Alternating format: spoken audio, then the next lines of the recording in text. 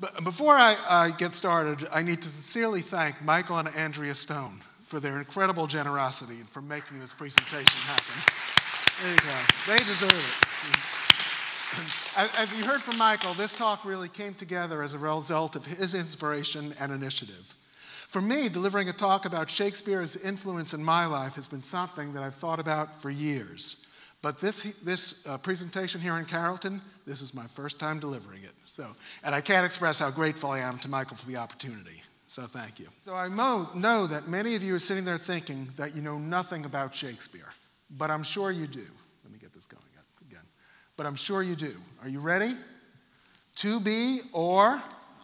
Hey, there you go. See, you passed the quiz. That wasn't so tough. See, that wasn't so tough. As an English-speaking person, Shakespeare is a part of you. Completing the phrase to be or not to be is almost like an instinctive reaction. In fact, that's not restricted to the English-speaking world. If you were to say to be or to someone from Germany or Russia or South Korea in their own languages, they would know how to complete the phrase. Shakespeare brings us together around the world. In fact, he even does that intergalactically. Let me demonstrate. I offer a toast. The undiscovered country. The undiscovered country. Hamlet, Act 3, Scene 1. You have not experienced Shakespeare until you have read him in the original Klingon. Tach, pa, tach, be.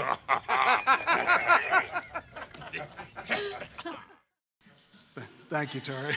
See, Shakespeare even brings together Klingons and humans. When Hamlet is quoted in Klingon, we all know what's being said. During this talk, I'm going to be discussing why I believe Shakespeare remains important and relevant in the modern world. As you learned from Michael and Chad's introductions, I have an unusual background that gives me a unique perspective on this topic. I have an MBA from the Wharton School, as you heard, and a PhD in English from the Shakespeare Institute in Stratford-upon-Avon. Yes, Shakespeare's birthplace. Thank you. As well as undergraduate degrees in accounting and English from the University of Pennsylvania. So after undergrad, I started my career as a certified public accountant. Ultimately, I became the CFO of a newly public company in my early 30s, and then retired in my 40s to pursue my passions, helping to raise my family, getting a PhD in Shakespeare, and teaching English. Throughout my career, I found that many of the skills required for success in the business world are the ones you learn in English. Skills like the ability to communicate effectively. Here's a brief clip from one example of how I use those skills in my job as a CFO. Joining us from Atlanta today, David Weiss, Beazer Homes CFO. Mr. Weiss, good to have you with us. Good morning, Maria. So have you seen a change in business over the last 3 months? Over the last 3 months, it's been extremely strong. Actually, we've reported earnings for the last quarter up 30% or over 30%. So it's extremely strong. If any change, I would say it's even stronger demand in the lower price points. Yes, that was me. That was about 20 years ago, and yes, I did have hair then. I don't know where it went. So as I was preparing for that interview on CNBC, I wasn't thinking about what I had learned in accounting or finance. I was thinking about how Henry V had addressed the interests of his audience in his Band of Brothers speech in Shakespeare's play. That's something that I had to do as the CFO of a public company, trying both to reassure investors and to motivate the employees of the company. Shakespeare helped me do that. I'll come back to Henry's speech later. During this talk, I'm going to share with you how Shakespeare's plays helped me both in my personal life and in my business career. But first, let's step back and talk about Shakespeare in the modern world in general. Even though Shakespeare died more than 400 years ago, his works remain an active part of our lives today in a way that I don't believe is true of any other artist or writer. Think about this. Tonight, in most major cities in the English-speaking world, you'll find that a Shakespeare play is being performed. Tonight in Atlanta, for instance, Much Ado About Nothing is on stage at the Shakespeare Tavern. Go to the Shakespeare Tavern, it's a great place. Shakespeare also remains an active part of our popular culture like no other writer or artist. In just the past year, you could have seen a major motion picture of West Side Story, a musical based heavily on Romeo and Juliet. And during this past year, HBO screened the series Station 11, a futuristic story where most of humanity has died from a plague, yet a troupe of actors travels the United States performing Shakespeare. During this past year, there was a big-budget action film called The Northman, about the young son of a king who seeks to avenge his father's murder by his uncle. This movie is obviously based on Hamlet. No, it's The Lion King. What are you guys talking about? Only kidding. Though The Lion King is loosely based on Hamlet, and The Northman is actually based on the same legend that gave rise to that play. But it's The Lion King. It's Hamlet. This has also been a really big year for Macbeth. Many of you probably know the movie of the play, directed by Joel Coen, that starred Denzel Washington and Frances McDormand. But you may not know that the first big project that Daniel Craig took on after moving on from his role as James Bond was to appear as Macbeth on Broadway. Lastly, there was a major scandalous event in the entertainment world that you may not realize was caused by the Macbeth curse. You know the Macbeth curse? For centuries, it's been considered bad luck to say the name of the play Macbeth in a theater. You're supposed to refer to it as the Scottish play. I'm sure you know the Scottish play. I'm in big trouble here, aren't I? I've said it a number of times, but especially after I see what happened to this big star who said it just once on stage earlier this year.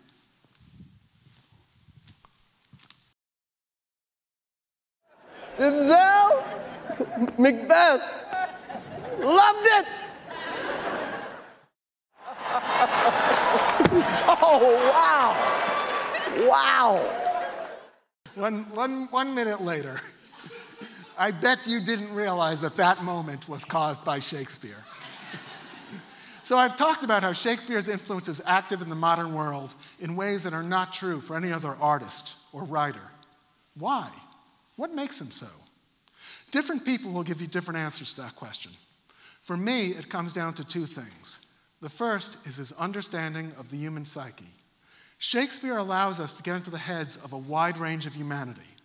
The second is that Shakespeare helps us raise questions about the world around us and about our interactions with others. How should we act? What should we do? Shakespeare doesn't provide the answers to those questions, but he does provide us with the ability to develop the right questions. I think it's particularly appropriate that Shakespeare's most famous quote, the one we started with, "To be or not to be," is not a statement, it's a question, and it's a big one. Should we live at all? If we live, how should we live? What does it mean to be? I want to share with you a clip from the Royal Shakespeare Company's commemoration of the 400th anniversary of Shakespeare's death that emphasizes this aspect of the quote. A number of RSC actors, many of them very recognizable, consider how the question should be asked. Let's take a look.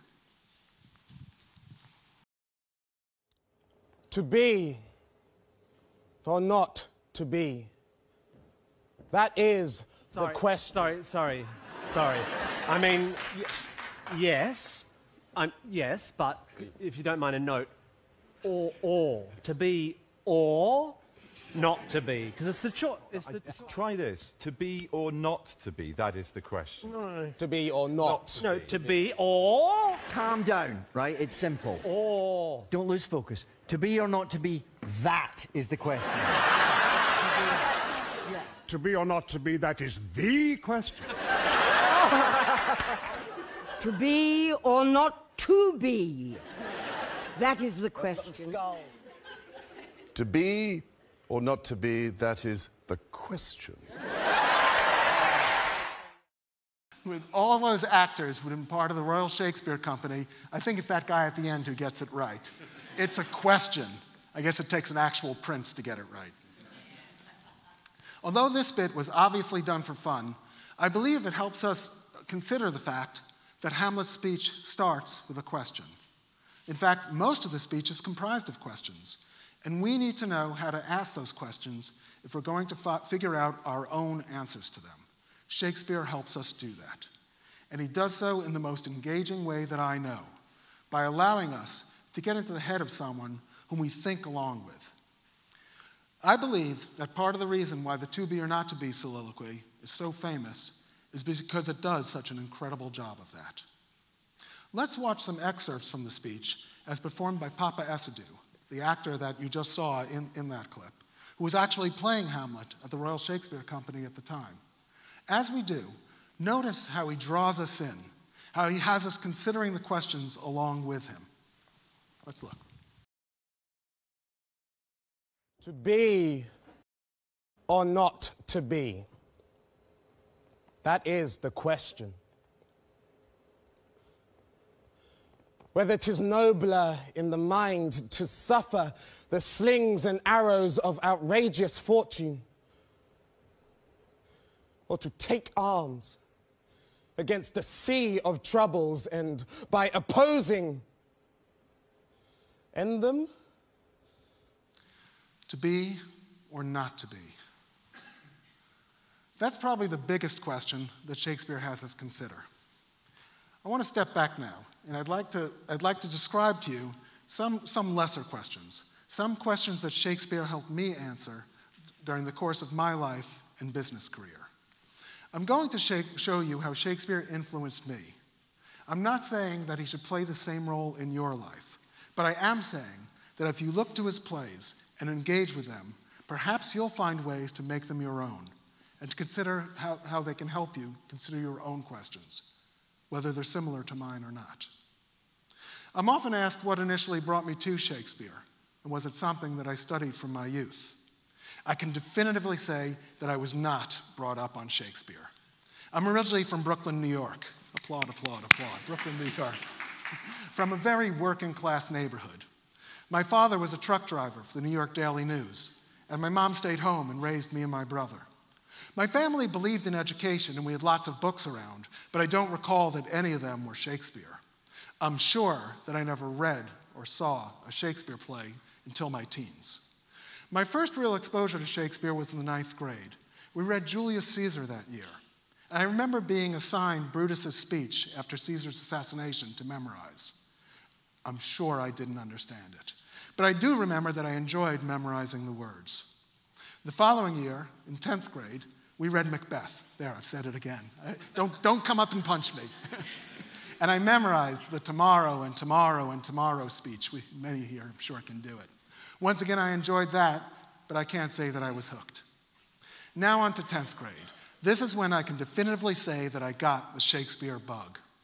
We were studying A Midsummer Night's Dream. Probably many of you have done that. Now here's a confession. I didn't really read the play. I was busy with other things. Plus, it seemed tough. Shakespearean comedy can be difficult to get when you read it. You really need to see it performed. In any case, instead of reading the play itself, I read a children's version of it from Charles and Mary Lamb's book, Tales from Shakespeare, which is a great book. Armed with my understanding of the play from that book, I was able to do fine on the test. Yeah, she was there, she knows. I got an A. I was happy about that, but it did make me feel guilty. Soon thereafter, there was a production of Midsummer being done at a local theater, and I went to see it. That's it. I was hooked. I thought the play was hilarious. I still do. I remember most being surprised that I could find this really old stuff just laugh out loud funny. It's one thing to read about a pompous, buffoonish man being literally turned into an ass. It's another to see it performed. But this was my first instance of Shakespeare helping me to address issues in my life. It was right at that time when I started dating Maureen Cowie, the woman who I'd married 5 years later. She's sitting right over there. I believe that A Midsummer Night's Dream had a range of impacts on me, some of which I only realized later. One is that it's okay to be an ass. Sometimes we just can't help it. In the play, the appropriately named character Bottom is turned into a donkey. He's one of a group of actors, amateur actors, who are seeking to put on a play for the Duke on the day of his wedding. He and his fellow actors go out to the woods to rehearse their play, where they encounter a group of fairies, including the mischievous Puck. Puck turns Bottom into a donkey, and after that, the queen of the fairies, Titania, falls in love with him because of a love potion that her husband had given her. Okay, it's complicated. But one thing that I appreciated right away is that Bottom is presented in a very sympathetic way. He's really earnest, and he wants to do a good job. He just gets lots of things wrong. I completely related to that. I still do. I get lots of things wrong, and at times I can absolutely be an ass. Maybe that's what I'm doing here right now. But at least I'm earnest about it, and I'm trying. I hope that people can have as much empathy for me as Shakespeare encourages us to have for Bottom. Another aspect of Midsummer that really appealed to me and impacted my life is the play's perspective on love. As I mentioned earlier, this is just when I started dating the woman who I would marry 5 years later. This was really the first serious relationship in my life, the first one where I was truly able to open up with another person. It wasn't easy. I was extremely reserved and kept my deepest feelings to myself. Both Maureen and Shakespeare helped me develop the trust to open up to another human being. She might discover that I was an ass, but she might still love me. I believe that this is a big part of A Midsummer Night's Dream. Love is messy and a bit insane. It's unexplainable. It's unexplainable by logic, but it needs to be trusted. And you need to make yourself vulnerable to other people to discover yourself and to experience the magic that can come from falling in love. So the two things that I take from A Midsummer Night's Dream are, one, it's okay to be an ass, and two, trust in the inexplicable but magical elements of love. With that in mind, I'd like to show you some excerpts from a 1999 film of A Midsummer Night's Dream, a film with Kevin Kline as Bottom and Michelle Pfeiffer as Titania. Kline was not the funniest Bottom that I've seen, but I think he does a great job of demonstrating the character's humanity. Let's watch. Why do they run away? Oh, I see their knavery. This is to make an ass of me, to fright me if they could. But I will not stir from this place, do what they can. And I will sing that they shall hear I am not afraid. The wren with little quill. What angel wakes me from my flowery bed? I pray thee, gentle mortal, sing again. Mine ear is much enamored of thy note. So is mine eye enthralled to thy shape. And thy fair virtues, force perforce, doth move me on the first view to say, to swear, I love thee.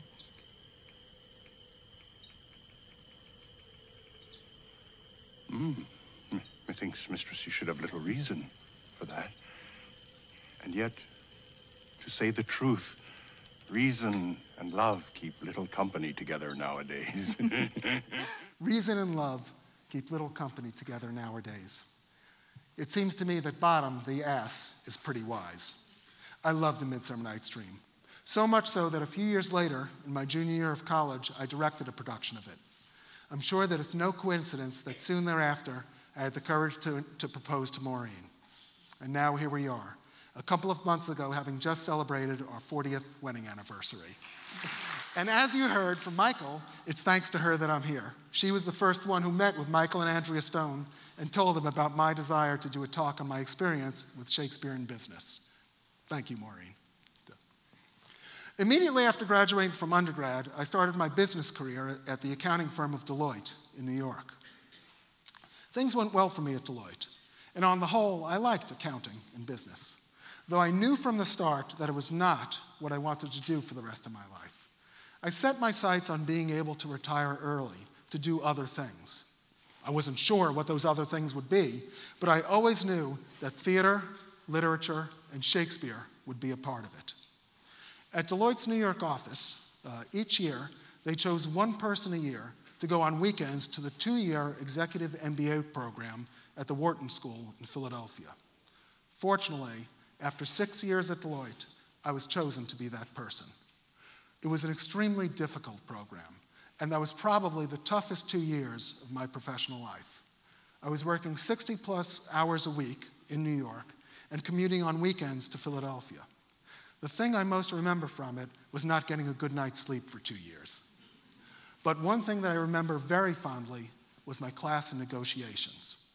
It was a great class, run by Professor Richard Schell, who would end up being the head of Wharton's Legal Studies Department. Very, very impressive professor.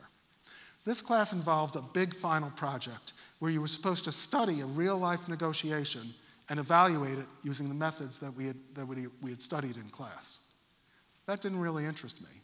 But what did interest me was applying those methods to Shakespeare's history plays, especially to a series of 4 plays that are sometimes referred to as the Henriad. The plays Richard II, Henry IV, Parts 1 and 2, and Henry V. These plays follow one continuous story, the story of the fight for the English crown, the fight that we now refer to as the Wars of the Roses.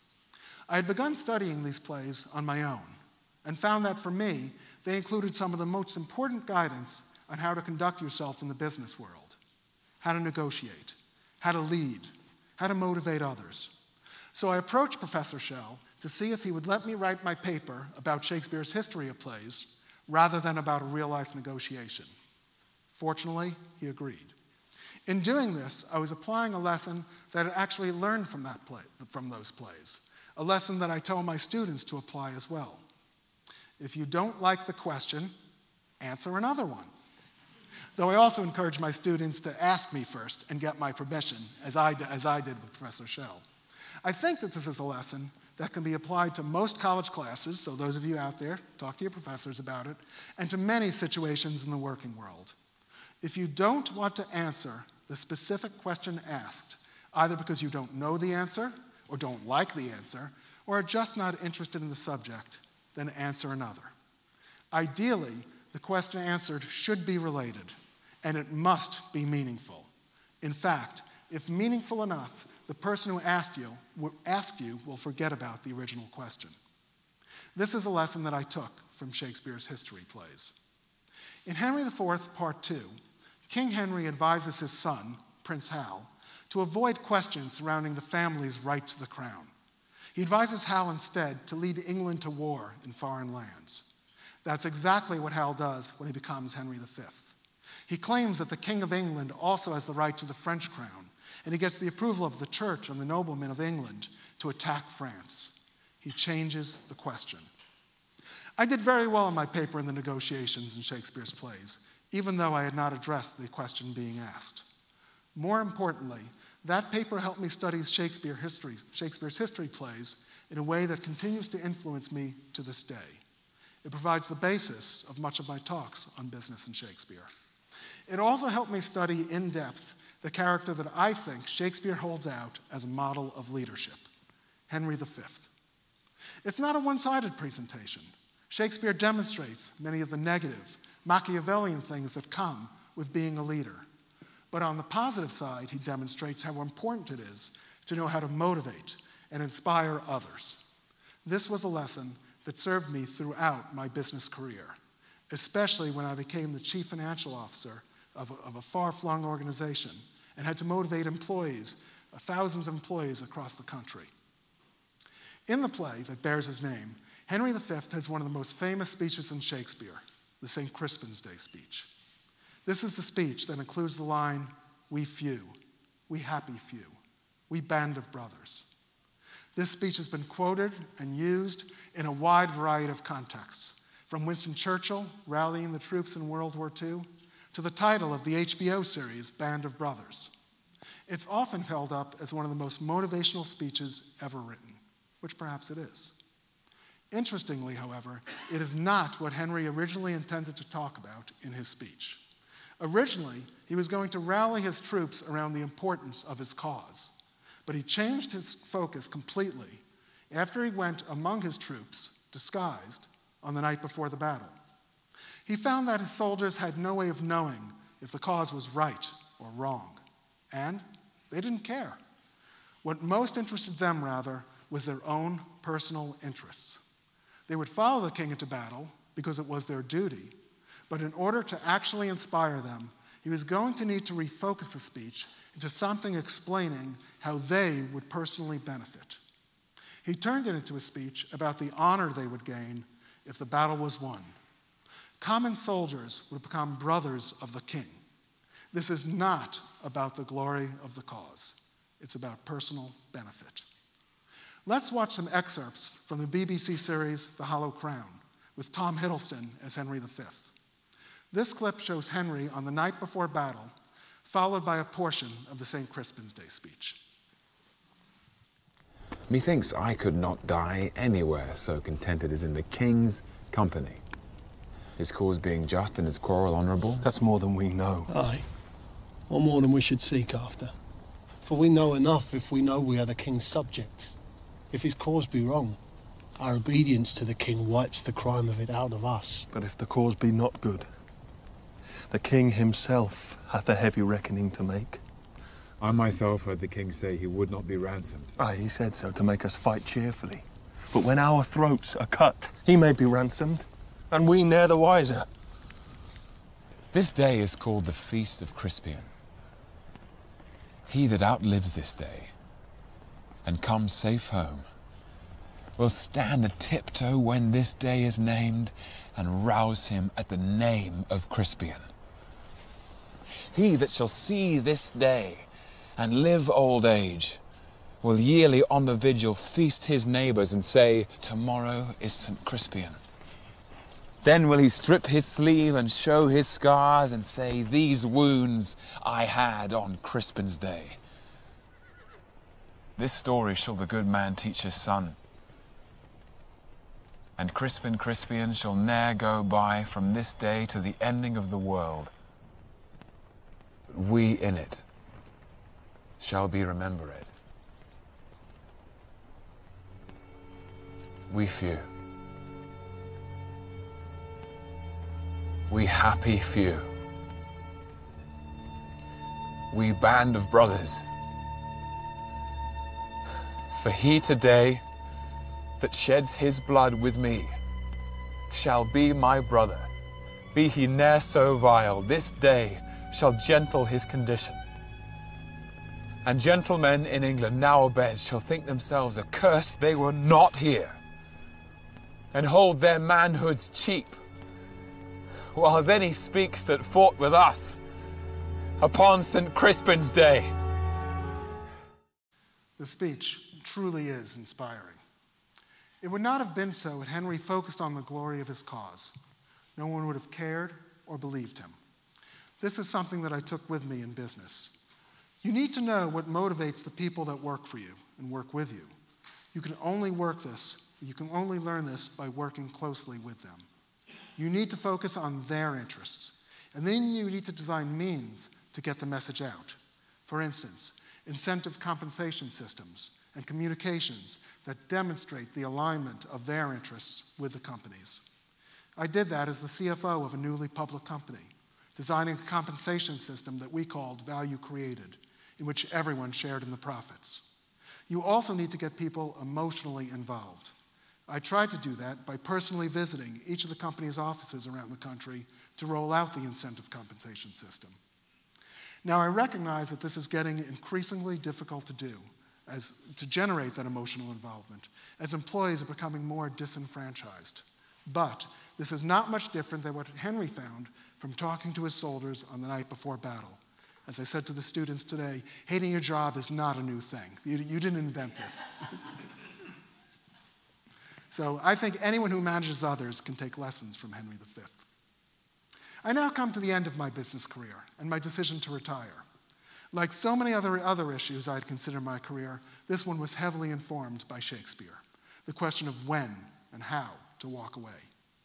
That's one of the principal questions in one of my favorite Shakespeare plays, The Tempest. The Tempest is a play that Shakespeare wrote very late in his career, right before he left London and went into semi-retirement back in his hometown of Stratford-upon-Avon.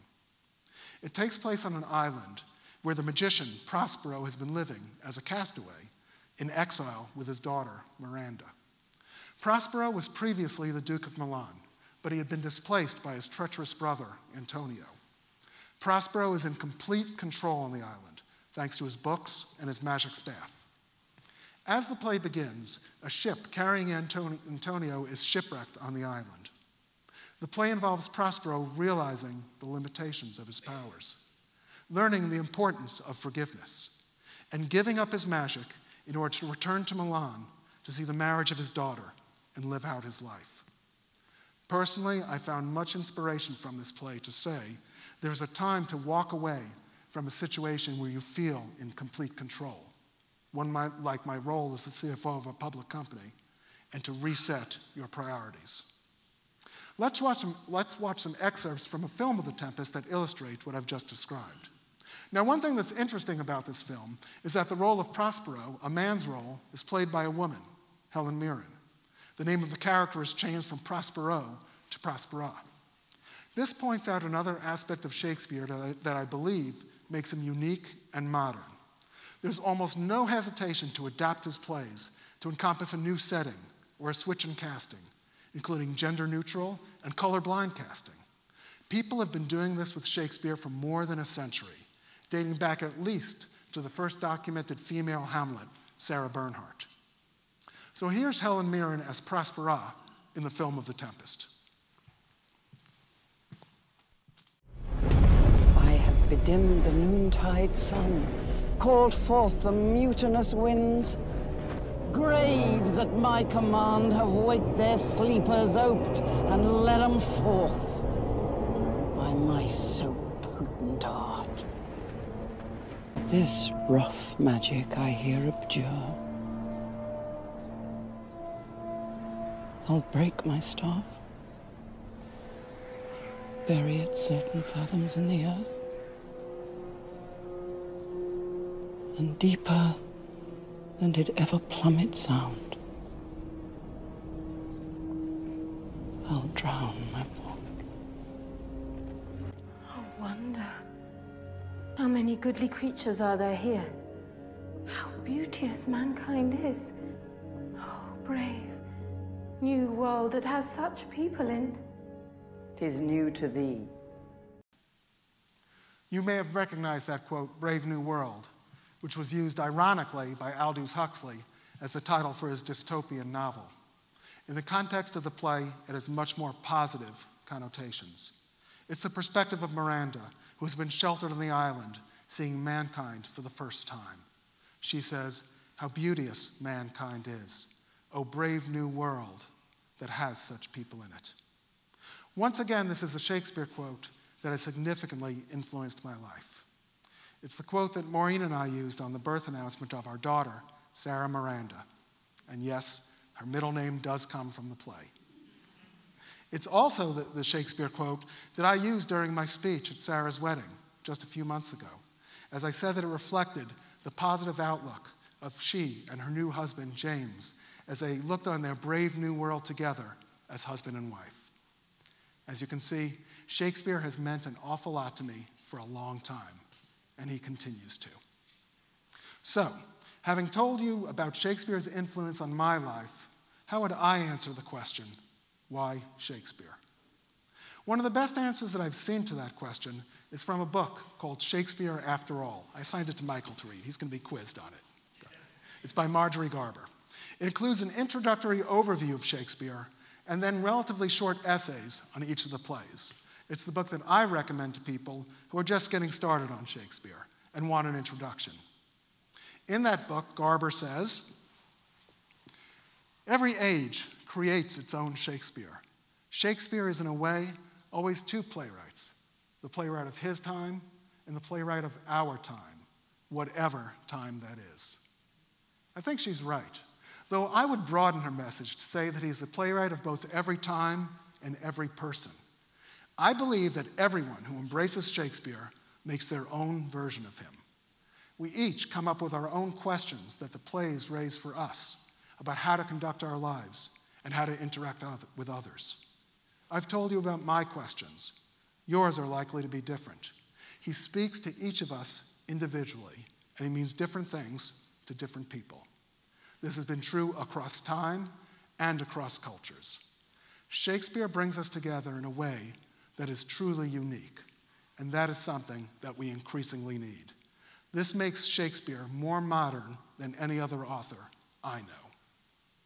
In a moment, I'd love to take your questions, and I truly hope that you have lots of questions.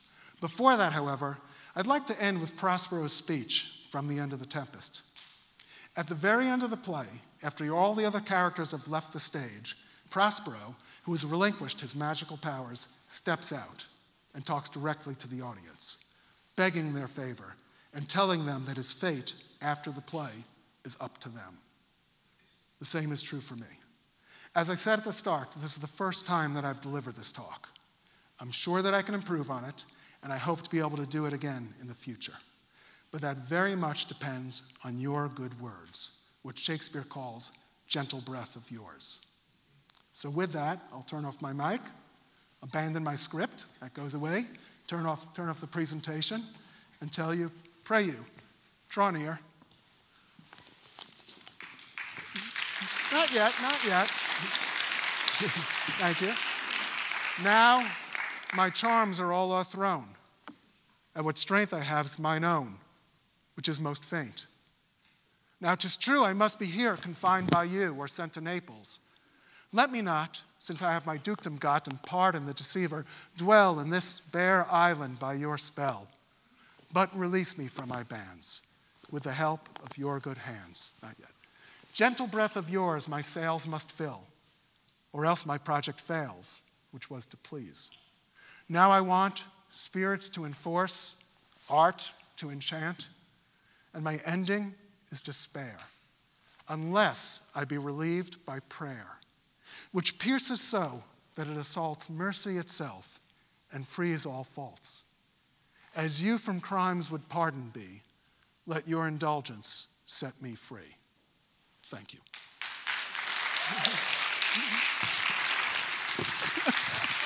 Now you can put it back up again. Okay. Sorry about the glitch at the beginning, but hope it worked out. So now I'd love to take questions. Definitely want them. Go ahead. How about Julius Caesar? I mean, it's funny, in class today, actually, someone asked about, I think Michael asked about Julius Caesar. I mean, Caesar's a fascinating play. Michael asked, for instance, was Caesar narcissistic, egomaniacal? Did he deserve what he got? And the answer is, he certainly got the accolades, but he didn't actually do anything. So Brutus decides to assassinate him. That doesn't seem like a very good idea, and it didn't work out very well for Brutus. So I think, to me, in business, in life, I mean, Brutus, he has great intentions. He works it all out in his mind. He works it out with you, but he's just flat out wrong. And so to me, he was, of course, sort of duped by people who told him, oh, you're great, you're wonderful, you really should be leading. But I think you really need to, and when you consider political assassination, that's a pretty extreme measure. So, but I think Brutus is a great character, and I think much of what he says is logical. You just need to be careful about that logic. He's too logical. So that's what I would take from.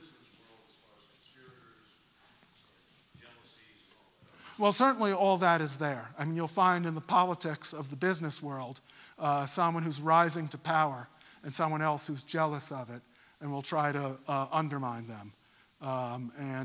Actually, the plays that I use for that more than Julius Caesar are Richard II. I don't know the extent to which you've studied it. There's a king who thinks he has absolute power, and you have differing reactions to him, including overthrowing him, which doesn't necessarily work out well either.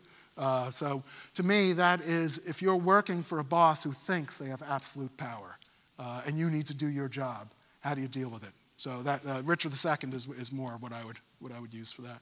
Thank you for the detailed question. Yeah. Next question.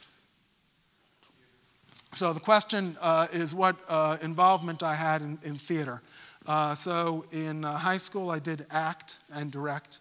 I acted in The Crucible, and I directed a production of a Woody Allen play called God, which is very funny. And then I ended up actually acting in that play God in college, and I directed A Midsummer Night's Dream in college. But it was, I'll tell you truthfully, when it came to retirement and I thought about what are among the things that I want to do, theater was on the list. But studying academically Shakespeare appealed to me more. But I was also involved with the Atlanta Shakespeare Company, the Shakespeare Tavern. I was on their board of directors and still fairly involved with that from an administrative standpoint. But I decided the theater world as a vocation was not my thing. In the back. Well, here's the thing. Truthfully, it's not a matter. So, did everyone hear the question? Someone who English isn't their first language, they're not used to Shakespeare, but they'd like to learn it. What should they read? Which plays and in what order? Here's the thing. It almost doesn't matter which plays, but what I would say you ought to do is watch it at the same time as reading it. There are wonderful productions by the BBC or various other movies of them. So watch A Midsummer Night's Dream, the one I showed. Watch Macbeth. There was a brand new movie, just came out last year, of Macbeth. That's one that a lot of people find very accessible. But read it and watch it along. Maybe you read it first and then watch it. And when you're watching, get the subtitles. And eventually you'll find you get into the rhythm of it. It doesn't seem as foreign and as, to English-speaking people, sometimes it seems foreign. So I teach English comp, as Professor Davidson talked about, and I use in my class the play Hamilton as one of my principal texts. Now, I don't know how many of you have listened to Hamilton. It takes a while to get used to it. I mean, there are a lot of words. They come really fast. But similarly, if you listen to and watch that play with the subtitles, you start to get into it, and eventually you get used to it. The same is true with Shakespeare. Eventually you start to get used to the language, and so watching it like that, or seeing a production. Which plays? Macbeth, Midsummer Night's Dream. I've said it again, I keep saying it. Macbeth, A Midsummer Night's Dream is wonderful. I wouldn't say Hamlet. It's just very, very, very long. Romeo and Juliet is always an approachable one. So ones that there are big movies of, I would say like that. But I guess I'd have to turn it around and put the question to you. What would, you saw a couple of clips. Is there any Shakespeare play that you think, oh, I'd like to see that? The comedy that you were talking about. A Midsummer Night's Dream. That's a great one. The thing I would tell you about A Midsummer Night's Dream is it's really best to actually see it live. The movie's pretty good. It's not all that funny. Shakespeare is fundamentally a theater thing. And that play in particular, when he comes out with the donkey's head on, it's just hilarious. And I haven't yet found a movie that duplicates that moment to me. But the bottom line is try it, in movies, and if you get to see, if Midsummer Night's Dream is being done at the Shakespeare Tavern, go see it there. They actually just did it a few months ago, but they do it every couple of years. So that's a good one. Yes? What about the problem plays, right? Like Merchant of Venice, Yeah. Othello? Merchant of Venice is probably the one that I've worked with the most. And actually, when I was coming to speak to business classes, I was going to work in the role of trust in business. And to me, Merchant of Venice is a very business-oriented play, and there's a complete lack of trust. When you have a loan between people, you ought to have some element of trust, because ultimately, if it's not there, it doesn't work out well. But Merchant of Venice seems like an anti-Semitic play in a lot of ways. To me, it's not, but it certainly has anti-Semitism in it. Taming of the Shrew seems to have some misogynistic elements to it. So the answer is to discuss them openly, to deal with it. Some of it is a product of its time. Some of it, he was ahead of his time. So giving Shylock, the villain, as a Jew, this wonderful speech, hath not a Jew eyes, if you prick us, do we not bleed? What is that? So the fact that all these characters, and by the way, it's bigotry throughout it. It's not just anti-Semitism. It's a play very much about bigotry. So I think you still deal with it and you address those things head on. Actually, the Shakespeare Tavern just did Merchant of Venice, actually an all-female production of it. And I went to a discussion they had about and the woman playing Shylock is a religious Jewish woman. And they talked about dealing with those issues and how they chose to deal with it. So, and it's not easy and it's not clean. It's not, these things are messy. And I think you deal with that messiness. I certainly don't think we don't teach them. The speech at the end of Taming of the Shrew, very uncertain how it should be played. Measure for measure. She's silent and is whisked off. Though you mentioned the problem plays, my favorite problem play is a play called The Winter's Tale, which I think is a problem play not because of anything controversial currently. It just has a bizarre plot, and it has tragedy and it has comedy, but it's a beautiful, beautiful play. So I recommend that. Hope that answered. Yes? You ever use Shakespeare in your freshman comp class? I thought about it, and other than very brief references by telling them there were quotes in Hamilton from Shakespeare, no. It's in dealing with freshman comp, I really have to create a connection, and maybe late in the course I could, and I certainly talk about my Shakespeare stuff, and my students know I'm here doing this, and they're very enthusiastic for that. But having them study, say, a Shakespeare sonnet or a Shakespeare play, I feel is an extra level of dauntingness to basic English composition. Maybe that's because I'm a relatively new teacher. I've just been doing it 3 or 4 years. But that's, so instead I try to use materials. Hamilton really engages them. I use Narrative of Life of Frederick Douglass, which I think is a phenomenal book. And even that, they start to feel like the language is antiquated, and they start to complain about it a bit. So I think it's a challenge. I mean, I'd like to. When I first started doing it for English comp, I thought maybe I could do that. But it's not a challenge I'm ready for. Oh, thank you. Yes? I mean, the question is, which did I consider the best adaptation? My favorite Shakespeare production that I ever saw was in London at, there's a replica of Shakespeare's Globe Theatre. And I got to see Henry IV parts 1 and 2 there. And there's a character named Falstaff who was extremely popular at Shakespeare's time. And I've never entirely understood it until I saw it there. And he was like a rock star in front of the audience. He was just had them all going. So that's my favorite live production I've ever seen. In terms of seeing something, there isn't like one definitive best or the one. My favorite Macbeth is the Roman Polanski Macbeth.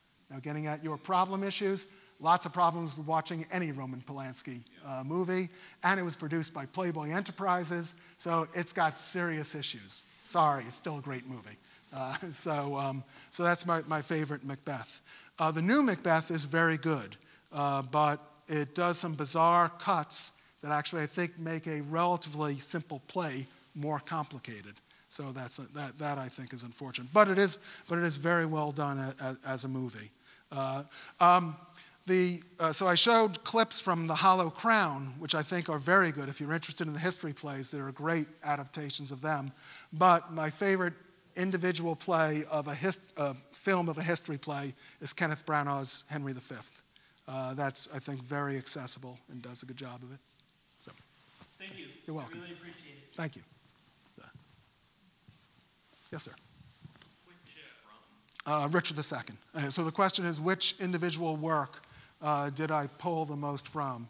It's a very complicated issue, so it's not the sort of thing I'm going to talk about at a talk like this, but in terms of working it in. But it starts with, I mentioned earlier, working for someone who thinks they have absolute power, what I call a narcissistic boss. And I don't mean narcissism in its extreme negative sense, just people who believe they have absolute power. And it deals with the issue of the divine right of kings, the idea that someone was appointed by God and can't be challenged. And sometimes you hear, well, there's not really a modern concept like that. I can tell you the CEO is a modern concept like that. Elon Musk has the divine right of kings. And if you find yourself working for Elon Musk, directly or indirectly, how are you going to do your job? Do you challenge them? Do you try to act political and try to undermine them? Do you appease them? How do you do it? Personally, there's a character in that who's not one of the major characters. His name is O'Merle. I see him as the trusted advisor, and that's the role that I always took in business. I would like to be the person. I'm not the top guy. I'm near the top, and I'm advising, and in advising a narcissistic boss, who I had to work for, you try to explain to him why decisions he's about to make are not in his best interest, and everything is focused on him. So that's a play that meant an awful lot to me, and it was a centerpiece of that paper on negotiations that I wrote in graduate school. I love the history plays. Thank you.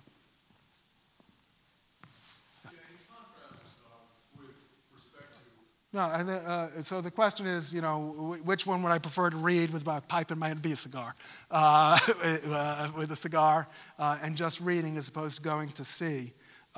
Well, first off, before I answer that question, and I do have an answer to that question, let me say all of your questions, I'm giving you my own personal opinion. You'll have your own. And that's part of what I'm talking about, is that I love Richard II. In Henry IV and Henry V, I love Prince Hal. Maureen hates Prince Hal. She thinks he's a Machiavellian bastard. So everyone has their own interpretation. So in terms of reading versus seeing it performed, to me, the play King Lear, I've never seen a production that fully does what I think is in there. It seems like something that's almost more meant to be read than to be seen. There's just too much. In any one production, some emphasize, the cruelty of it. King Lear. So I find that a play that I enjoy more rereading than seeing it, although I do enjoy seeing it, and there are some good films of it. Ian McKellen did a very good film of it. Laurence Olivier has a good film of it. But that's one that I think it's one of the greatest works of art ever, but it's more to be read than to be seen, that one, to me. Hamlet, I think it's just too damn long. And truthfully, my own opinion is it wasn't written to be performed in its entirety. It was written in part to be read. But I could argue that with Shakespeare scholars who disagree with me about it. So Hamlet also is one that I'd sort of rather read than see. But The Winter's Tale, that I'd see every time. I cry every time at the end of that play. So that I'd rather see. You need to see the National. Yes. Yes, ma'am. So they only are going to read it and not see it. Right. So then I can't do a Midsummer Night's Dream because you got to see that. Yeah, I understand. This is our marriage, 40 years. So if I had to choose, I have to choose one play that's the play which is similar to your question that you ought to read. It's probably Macbeth. It's a leading question. It's my wife's favorite play, so. No. I do think it's a very accessible play. It's got witches, they're fun, it's short. Yes? I don't know if you talked about this, but what lessons did you learn from Romeo and Juliet? Well, Romeo and Juliet, first off, I don't know that I necessarily take from business, except the fact that so what lessons do I take from Romeo and Juliet? I mean, certainly you've got these warring factions that could be like a business situation and the fact that impacts these young people. But Romeo and Juliet is a very personal play. It's not a very political play. Certainly it's a beautiful play. It's got some incredible language. To me, there's misinterpretations of Romeo and Juliet that it's, quote, romantic. No. These are youngsters who are acting on their basest impulses and getting together. Yeah, their families hate each other, but look, it's a bad idea, and it doesn't turn out well for them. So maybe I would take that. But that's one of those that it's a very domestic sort of play. It has a little bit of, but it's not one of my favorites, to be truthful. And if there's others here who it is their favorite and want to answer this and do a better job of me of the lessons to be taken from Romeo and Juliet. So that's just one of those. It's not my play. Okay, so I hand over there. So I'm sorry, the historical plays you were saying, is it? You're asking, are they true to history? No. I mean, it's similar to Hamilton, though. I don't know if you know the play Hamilton. There are a lot of liberties taken with it. So Shakespeare wrote these English history plays, and he wrote Roman history plays. Some are closer to history than others. The play Richard II is probably relatively close to history. Henry V has elements close. Richard III is not history. It's an evil villain. And Shakespeare created the character of Richard III that we now think of as Richard III. So But the bottom line, he was writing plays. He was trying to entertain. So he did stick to the significant elements of history, but if he had things to adapt that made it more entertaining or proved a point, he would do that. So it shouldn't be read as history. But they all have major things that are true. I mean, Julius Caesar was assassinated by those very people, and there's a triumvirate after him that are the same people. Antony and Cleopatra has a lot of history. So there are elements, but he strays from it very frequently. They're works of art, certainly more than history. But we know more about Richard III or Richard II because of Shakespeare. So that's part of history. That's in the play Hamilton. Who lives, who dies, who tells your story. How history is written depends upon what it is, what history means, what it is. So, thank you. Anyone else? Okay, yes. So the question was, how was it directing A Midsummer Night's Dream? And if I had the chance, would I direct another Shakespeare play? It was wonderful, and it was a lot of fun, and I learned a lot about that play. Maureen liked it, so that was good. So as I said, it appealed to me initially in high school, but getting to direct it, you just get to know it in a very different way, in ways that stick with me to this day. The beauty of the language and how to generate laughter in it, because I think if you don't laugh in it, you're not getting it right. So I really enjoyed that. If I got to direct again, say the Shakespeare Tavern said to me, okay, you got a chance, you get to direct a play, it would probably be one of the history plays. It would probably be either Richard II or Henry IV, parts 1 or 2. Those are ones that have come to mean an awful lot to me, and I'd like to explore them even in greater depth. So that's it. Okay, we'll do one last, because this has been going on for a long time. One last question. Anyone? Thank you. I was curious, what was your dissertation topic for your... Wow.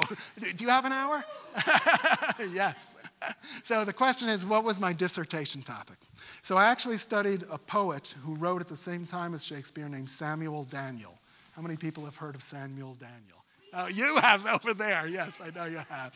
Have you heard of Samuel? Heard it? All right. So Samuel Daniel was a poet who wrote at the same time as Shakespeare, and also a general writer. So what in particular I studied of his, he wrote a very long poem, an epic poem about the Wars of the Roses called The Civil Wars Between the Houses of Lancaster and York.